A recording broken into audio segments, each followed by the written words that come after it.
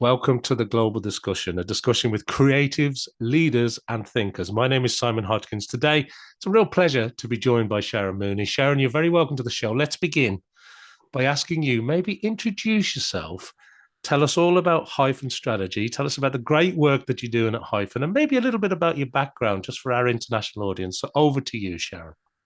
Thanks, Simon. Really appreciate being asked to come onto the podcast. So Hyphen is a startup. We're 2 years old, and I co-founded it with my business partner James Dunn, and both of us have worked together for the last 13 years in various different agencies throughout our career. So, would have originally started in Publicis, worked my way into kind of a WPP networked agencies. Target McConnells would have been a big agency in Dublin at the time, and worked on like really beautiful clients like Diageo for Guinness, Circle K on their loyalty programs. Then moved on to kind of a pure play digital strategy and content production house, Huskies. And then went over to the dark side and spent about 5 years in kind of corporate communications, management consulting with Teneo as managing director of their digital division and founder of Teneo Studio, which was their creative in-house content production hub, which was an amazing experience. So spent about 5 years there, brought James with me into some of those roles. So he came in as head of strategic planning from Epsilon into Teneo with me, and we worked together. And then after that period of time, we decided to go out on our own, and Hyphen turned 2 on the 3rd of March this year. So really proud that we've managed to get the business to this point, along kind of leveraging our ad agency creativity expertise and fusing that with kind of the strategic rigor of management consulting, which is essentially what Teneo was or is at the time. So so Hyphen is that kind of that link between those two disciplines. So we're excited to be in a position to bring that to market now. Thanks for sharing that, Sharon, because our audience, our international audience, is made up of creatives and leaders and thinkers, and a lot of the big brands, whether it's the WPPs of the world or the Huskies or the Publicis, well-known agencies, very well respected, some of them global in nature, and also setting up the studio and your managing director roles as well. You've worked with some of the, very, very credible and high-end agencies, working with, as you mentioned, some really true world-class brands.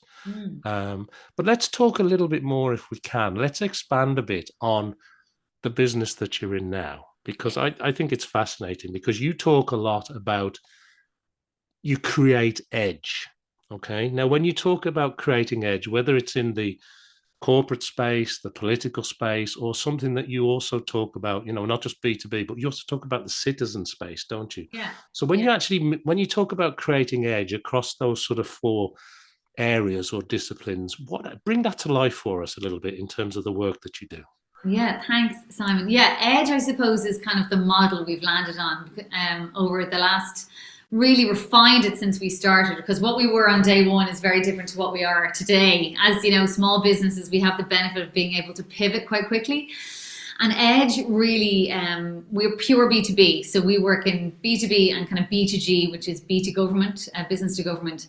And we have just established an office in Brussels in February, because we work with a lot of public affairs partners over there. And what we found really in this space is that a lot of the categories we work with are very flat categories. So we work with a lot of fintechs or engineering firms. We work with some lobby bodies and government affairs leads. So what we're finding is that edge is, if we can even disrupt their category by 1%, it's nearly like 100% in a really flat category. So we're very fortunate that we have great partnerships with public affairs agencies in Brussels, and we're working on a number of kind of high profile EU Commission, EU bodies over there. And creative edge is about storytelling. Really, like fundamentally, that's what we do. We're brand storytellers. And within the B2B space, we find that there's a real lack of emotion in a lot of the campaigning. Like the playbook is quite formulaic. The work that's gone before us is quite formal, quite rigid. So what we're trying to do is create a little bit of an edge. It doesn't have to be huge. It could be to that 1% point I mentioned. And it's about cutting through and creating impact. So edge in a very flat category can have huge impact. And that's what we're finding at the moment for our clients. So it's been going really well for us so far, thank God. Well, congratulations, and exciting to hear about the entity in Brussels and the work that you're doing there. I think a lot of people listening or watching to this episode are familiar with B2B or B2C, but B2G maybe not as familiar with as well. Yeah. Maybe it's a term we've just made up. I don't know, but it's working for us. Yeah, I like it. And I'm sure they're working with government, and Brussels obviously being, the center of attention for everything European these days. Yeah. It must be slightly different to working with government than it is business. It moves at a different pace, I'm assuming. It does, yeah. And you're working with, representative bodies of EU-wide industries. So, we've been very fortunate to work with the European Steel Federation, which has a campaign live in Brussels at the moment. Eurofer is their name. And that was with our partners in Foretold with this public affairs team. But yes, they represent every steel manufacturer across Europe. So there's a lot of kind of, involvement of the members, ensuring that everyone's voices are heard. It's a very collaborative process. And we had a great team in place that kind of pushed things through. But yeah, the pace would be different to, say, one of our domestic clients, which, say, an engineering firm who are on a big M&A acquisition trail across the UK and into Benelux. And we were working with them on brand positioning, market entry, internal communications, bringing on multiple new acquisitions with different cultures, different values, and how you amalgamate that melting pot of personalities and to bring them under one banner that will actually unify and mobilize these people to live up to the values of their new kind of master brand and their new owner. So very different types of work, really exciting. And to be honest, the more flat the category, the more a client feels that they don't really have a story to tell, the more excited we get, because there's only good potential there. Once the kind of the C-suite or the leader of that organization identifies that something has to change, then we love to come in and help them with that challenge. I really like what you said there, because quite often some companies, not necessarily in the government space, but the B2G space, as you coined it, but often B2B companies, not so much B2C companies, but they often think they don't have a story to tell, and actually that's where the sweet spot is, isn't it? And it brings me on to something I really want to ask you about, because I know that in your organization you talk about burning issues needing braver ideas. Okay. And the bit I want to talk about is a line which I love that you use is humanity hits harder than logic. Yeah. And in this world of AI generated content and all the craziness that's going on, could you maybe talk about that? Because you touched on it a moment ago. You're talking about the human and the emotion and bringing that story to life. Could you maybe expand on that a little bit more when it comes to humanity hitting harder than logic? Yeah, and it's something we've seen over and over again. And I think, emotional communications outperform rational communications, 2 to 1. So even a company that would find themselves in a very unglamorous sector, can really dial up, because their prospects and their customers are people at the end of the day. And we need to speak on an emotional level to elicit the responses that we're looking for. Humanity, I think, is the USP or the competitive edge that the businesses have now. In the face of AI coming in and taking over, and and we've leaned into it as well. We find huge advantages in kind of using it as a starting point for our thinking or our research. I would never knock the advantages of it. However, I think never more so has the human touch and that emotional connection been more important to drive cut through and differentiation within very flat categories. So humanity does hit harder than logic. And there's been plenty of case studies and research by Binet and Field. And, what we could speak at length about the investment that's going into kind of validate those theories. But yeah, I couldn't agree more. And it's the approach that we take for everything. It's taking these complex, big stories, whether it's, launching a satellite into space to monitor methane emissions, which we're doing for one of our clients. And really, what does that mean down on the ground? It means, connecting with citizens, connecting with government. What's the story we tell to our internal stakeholders? And we try and find that common thread of human emotion that will link all of those stories together just to make it resonate more with the prospective audiences. That makes a lot of sense. I love that. Thanks for sharing that, Sharon. And obviously you're working with James, who again is no stranger to the agency world. And in terms of how your business works then, do you find yourself doing more international work now? Are you still working with domestic customers? How's that working for you both? Yeah, so James has a great analogy, and James Dunn is the best strategist I've worked with in my career. Like, I'm obviously biased, but I wouldn't have gone into business with anyone else. But James has a great analogy that running the business is like launching your first album. Year one, you have all these cool songs lined up behind you. You have all these ideas of what you want to build. You put it out there. It's a great success in year one. And then you're like, oh, can we replicate the success of year one in year two? The difficult second album comes along. Year two is about growth and targets and establishing kind of a solid client base. But yeah, like, the two of us have worked together for a long time, as I said. And the work that he does is just, second to none. Year one was about establishing that core client set. And we were very fortunate domestically to have clients come on board with us very quickly, just through referrals and networking. And then we started making connections in Brussels through kind of, again, going through LinkedIn, identifying who we knew that were based over there. I am addicted to LinkedIn. It is the best sales channel that I could have asked for. And I do all my outreach through LinkedIn. So year one was very much domestic heavy. Year two, 20% of our revenue came from international clients. And now coming into year three, we want to try and double that again. So there's we found kind of a sweet spot with the international clients that we white label ourselves. So we go in under the arm of potential partners or clients, and we kind of form part of their extended marketing function. We act as part of their team. We do the pitch together. We brainstorm together. And then at the end of the day, we deliver the campaign work together, because we're pure strategy. We don't have a creative function in-house, so we align ourselves with great partners that we can pull in based on the brief. So yeah, to your point, Simon, like, we are very much focused on building out our international presence, hoping to maybe get an establishment or a foothold in Amsterdam after Brussels is established. So kind of looking at those different markets. We've got great contacts over there, and it's really about expanding the team this year to give us capacity and capability to really make that work. Very good. It sounds like the difficult second album is well underway, Sharon. Yeah. Thank you for sharing that. Yeah.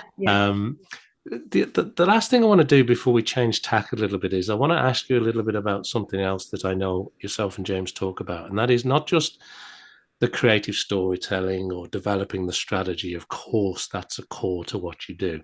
But when you're working with your clients and your customers, you talk about not just winning their attention, but you talk about holding on to that attention, shaping that attention, and then turning that attention into intent. And it's so refreshing to hear a company talking about that, because often in today's world, it's all about the awareness. It's all about the attention. It's all about getting the initial reaction and the dopamine hit of social media likes or whatever.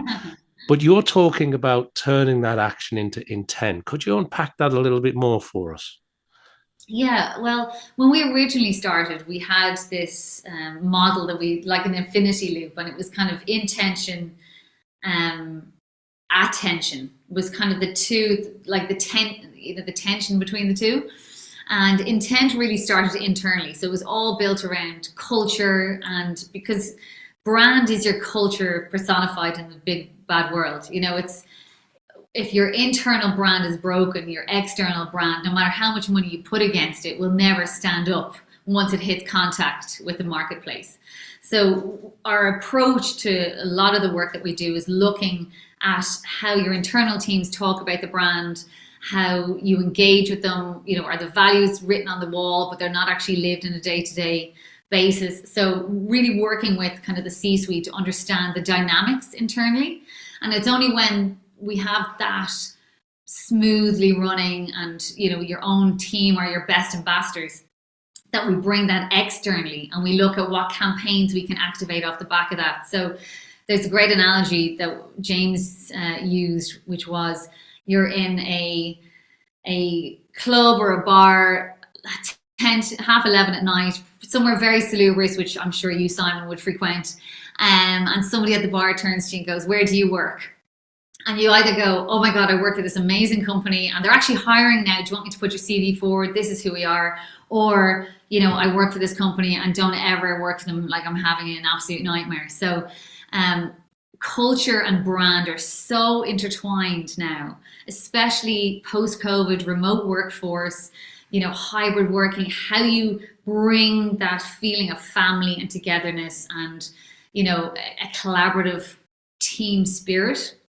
That intention of how you run your internal business versus the attention that you want to bring to the business are so intertwined now that we can't unlock them.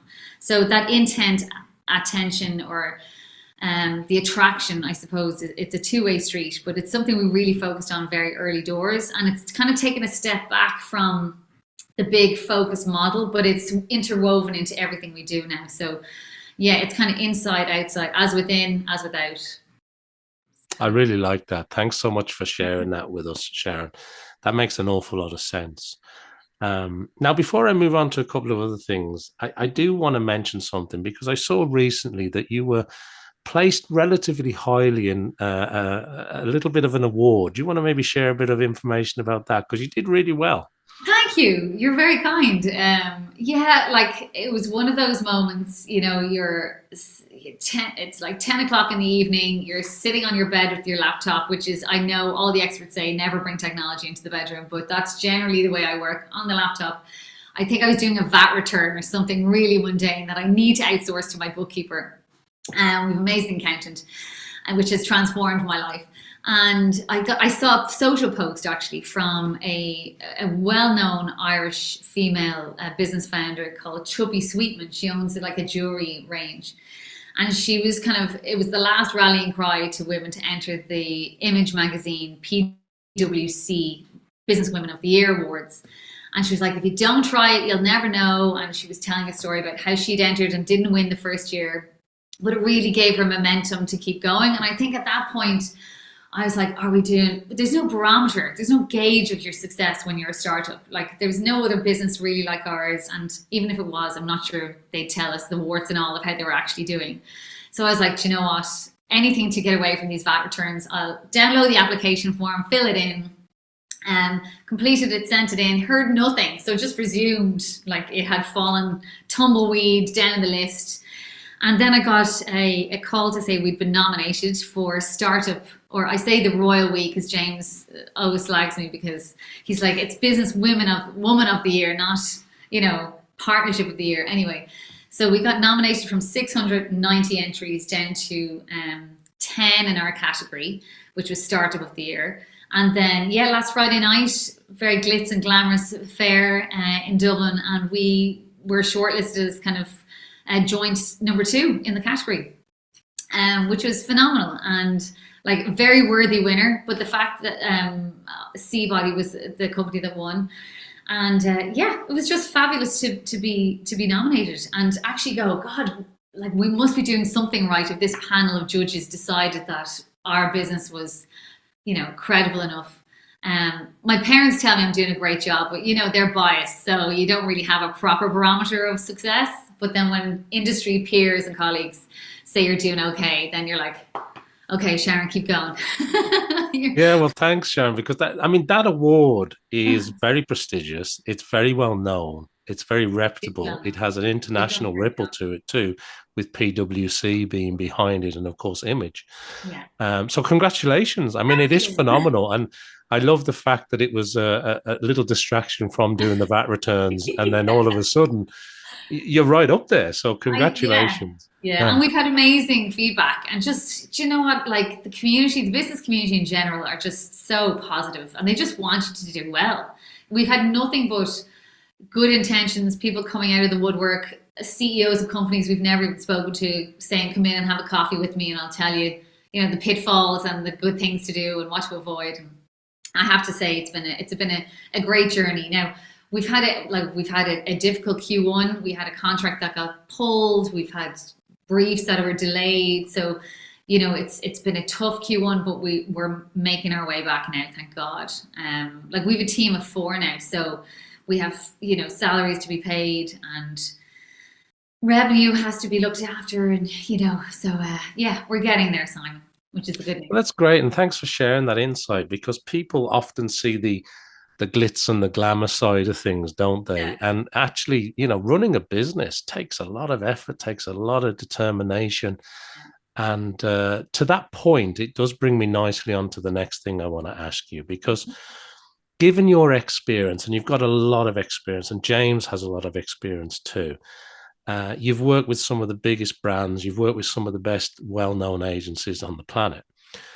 But as you work with your own company now, with Hyphen, and as you drive forward, how do you work planning into what you do? So obviously, when you set the business up, you've got all the ideas, but you kind of alluded to as well, you've kind of pivoted a little bit, you've found your way, you're now in Brussels, maybe Amsterdam.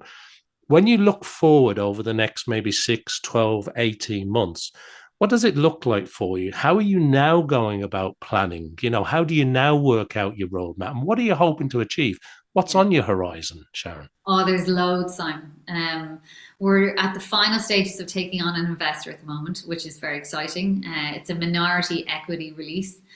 And that's going to enable us to hire more senior strategists to build out the Brussels offering. Really, we're always going to be kind of a lean team of really highly accomplished and established strategic players. It's the brand strategy, campaigning strategy, political strategy, culture strategy. And the word strategy can be quite confusing to a lot of people. So we're trying to, even in the website, kind of really bring to life what that means. It's all of it is storytelling. It's all, when you go to market, what is the message you want to land? So we're trying to kind of meet with clients in the different markets, whether it's Brussels, Amsterdam, London, and our domestic clients here, which have been incredibly supportive of us, and really help build Hyphen over the next couple of years to the point where, in 5 years' time, we will be maybe 8 to 10 people. We'll be working with, just the best in class clients, because when it's your own, you can decide who you want to work with. Like I know previously a client would arrive into an agency, be handed a brief and go, "You now sell insurance," which I would love to do now. At the time, you've no choice. I mean, whereas now I can go actively after those insurance clients and pick the ones that I really enjoy working with. And we've got good contacts. Our network here is really strong. Internationally, we really need to build that network and get some clients that will give us a chance. So if any of your, senior clients are watching this, please do get in touch. But yeah, we've actually, even only yesterday, we have a contact in Hong Kong that's looking to potentially use us for some brand strategy work over there. So with the dawn of remote working, the world is our oyster, really. But we are looking to build it to a point where James and I can just have a really, well-oiled machine, functioning team. And we have project managers at one side and strategists on the other. And we just work in harmony with all our business partners. But yeah, it's all about scaling now. By the end of this year, we'll have that investor locked in. We'll have our growth ambitions nailed for our Brussels office is already open. And James and I are back there a lot. But yeah, like we're never going to be like, a 50-person agency, because it's just untenable when you're trying to specialize in a particular niche. But yeah, that B2B, B2G, there's a huge opportunity for us, especially as the second native English speaking country within the EU, to work with a lot of clients that are based in Brussels that want to work with EU registered agencies.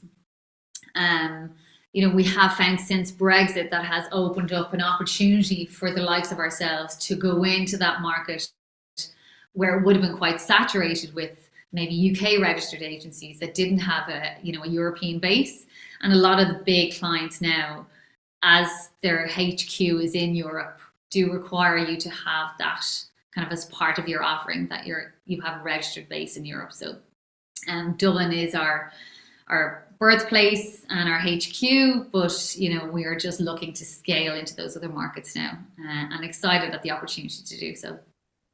What an exciting roadmap. That sounds really, really cool. And I think the other thing that you touched on that I was thinking about as you were speaking there was that it's interesting, isn't it, that maybe the modern way of working, because you can pretty much work from anywhere on the planet these days, but it's more than that. It's about getting a small group of skilled experts together that make a difference. And that seems to be the approach that you're taking.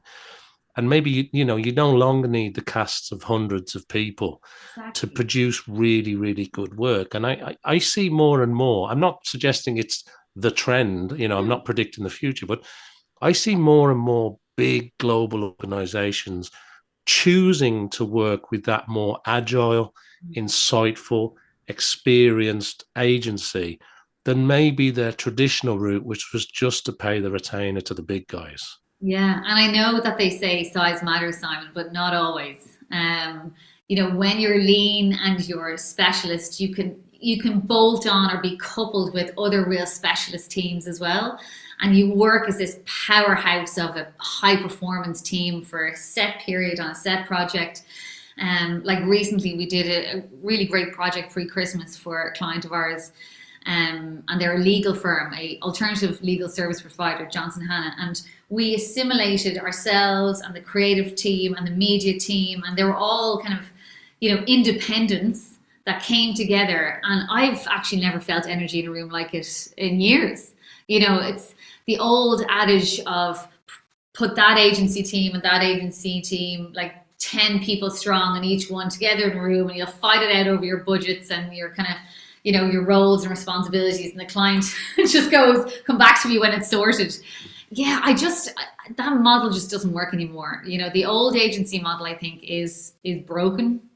And I think our strength is in our independence now, and being able to give clients real deep expertise at different moments in time when they need that, as opposed to promising you can be all things to all people, all at once.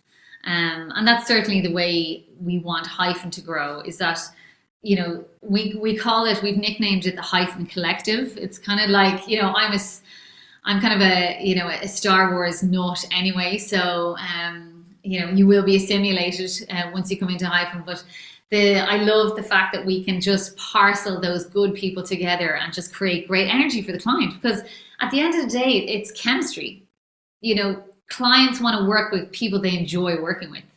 That's where humanity hits harder than logic, because it's all about human connection and getting great work done together for, to achieve the end objective.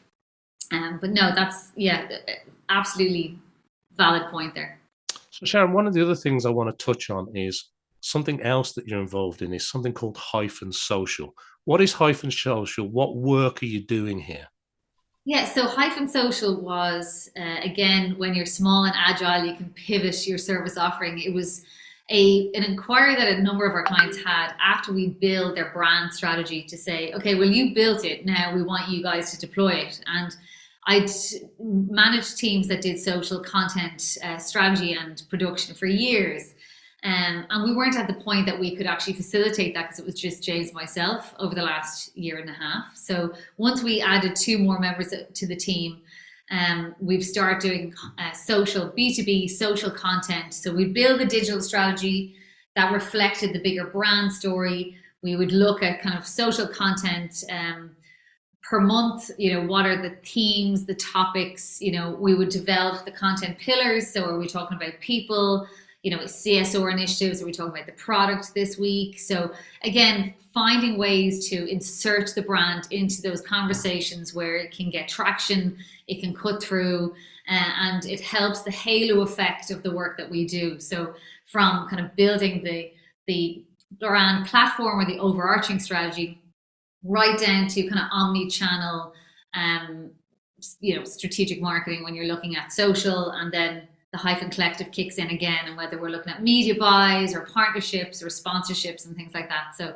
yeah, we're finding that Hyphen Social is responding to a demand from our clients, and we're very excited to have that come to fruition over the next couple of months. Well, thank you for sharing that, Sharon. Hyphen Social sounds like another exciting string to the bow of the Hyphen Strategy Group. So thank you. Thank you. Is there anything else that you want to share with our worldwide audience today? Now, that might be something we've touched on already that you want to double down on, or maybe something we haven't touched on at all. But what would be your sort of parting thoughts for us?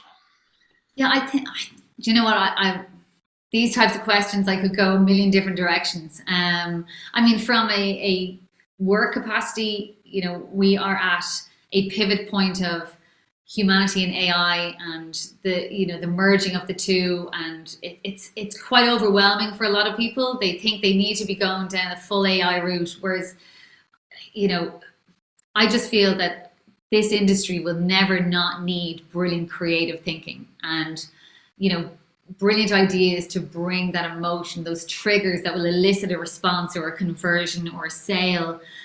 An AI can never generate that for you. So that's, from a work perspective, I just think that's part of it off. From the other side, the experience of building a business over the last 2 years, I have such admiration for founders and successful executives that have, built amazing teams and are running very successful companies. It can be a lonely place. And what I found really is that by surrounding yourself with positive people, has made such a difference to me. At the start, you'd kind of air your concerns and people go, yeah, that's pretty disastrous, all right. And you're just like, please give me an ounce of positivity that I can take out of this conversation and take it away with me. And they're nearly kind of, yeah, that's a bit of a stickler, yeah. And they can give you nothing to, see you through that dark period. But I've kind of tried to move in circles where I'm energized by the people I'm networking with or I'm having coffees with. I've never had more coffee in my career than I have since in the last 2 years.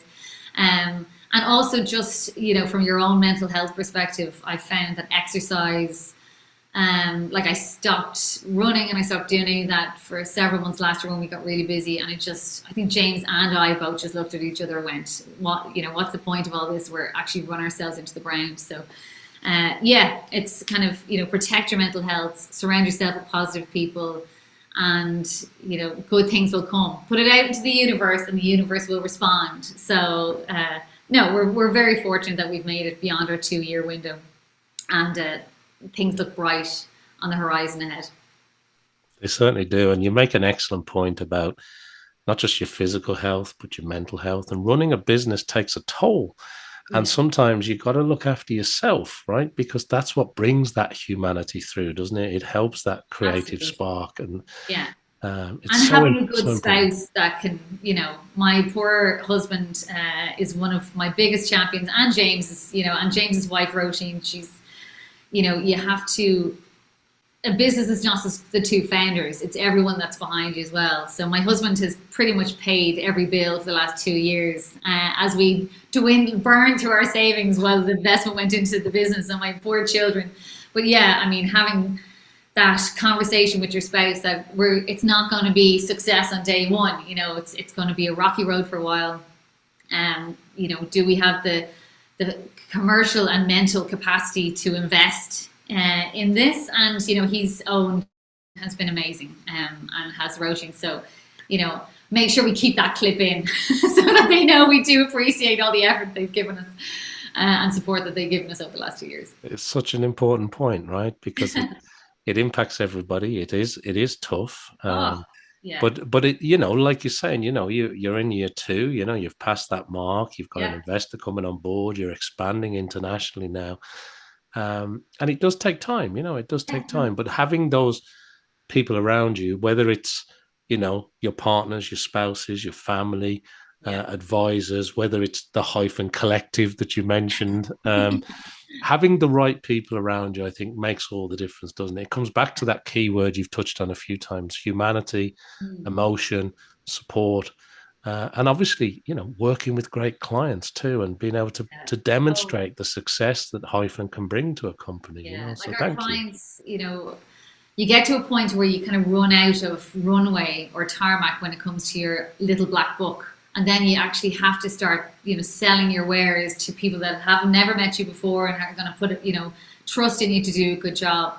But yeah, I mean, we have been very lucky that our clients have, they've all paid us on time. Now I'm pretty diligent when it comes to debt collection. So in fairness, they didn't have much choice, but they've been fabulous. And, a lot of us have organized payment terms so that when we're in the work, we're not worrying about, like the new business side of it. They pay us on time. They refer us to their friends and colleagues. I can't say enough about the client base that we've built so far. They've been really tremendous. Well, continued success with that. And the last thing, obviously, before we wrap up here is, if people want to connect with yourself, with James, with Hyphen Strategy, if people want to get in touch with Hyphen, where's the best place to point people to? Is it the website? Is it your LinkedIn profile? Where do you want to point people to? Both, Simon. hyphenstrategy.com is the website. And as I said, I'm a prolific user of LinkedIn. So guaranteed that if you contact me through InMail, I will respond within, 10 minutes, unless you're in the time zone that I'm in bed. But yeah, LinkedIn, myself or James Dunn, our strategy partner, we would be delighted to get any and all inquiries. And thanks very much for having us today. I really appreciate it. Well, that brings us nicely to the end of the episode of the Global Discussion today. I want to thank everybody who's maybe watching or listening to this episode around the world. Make sure that you like, follow, subscribe to the show. Helps the show, helps us grow. And obviously go and check out all the great things that are happening over at hyphenstrategy.com. And hopefully you'll join me back here for some more discussions with creatives and leaders and thinkers just like Sharon. So thank you, Sharon, for being on the show. It's been a real pleasure to talk to you today. Thanks, Simon.